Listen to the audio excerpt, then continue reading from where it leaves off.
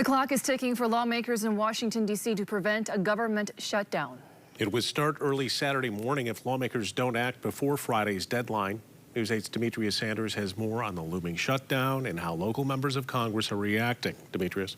Well, leaders of both parties had agreed on a deal that would keep the government open until March 14th, but that agreement broke down this week with President-elect Donald Trump and his allies speaking out against it. Now, in addition to keeping government open, the bill also included a one-year farm bill extension, around $100 billion in disaster relief, and $10 billion in economic assistance for farmers, among other provisions. President-elect Trump encouraged Republicans to pass a bill without, quote, Democrat giveaways, also urging legislation that would raise or eliminate the nation's debt ceiling. Elon Musk also took to X, saying that the bill should not pass, adding that any member of Congress who voted in favor of the spending bill should be voted out in 2 years. Now, if a government shutdown happens, it could stop government operations that are considered non-essential, and some federal workers may not be paid until it reopens. Today, I asked two of our local federal lawmakers where they stood on the bill that broke down.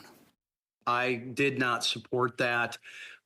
It became a Christmas tree that puts the Rockefeller Center Christmas tree to shame. I mean, it had everything getting hung on it. You know, the bridge that went down in Baltimore because of a freighter hitting it. Suddenly, that became a fully funded federal program, and you know, the football stadium in Washington D.C. and these things do not have anything to do with keeping government open. I was in support of it because it expressed the will of the American people through their elected officials. What we have seen unfold in the last 24 hours is truly a new moment, I say a new low in American democracy. Elon Musk, an unelected billionaire, took to Twitter to tank this deal and to try to tell House Democrats and even the president-elect of the United States how they should feel about this bill.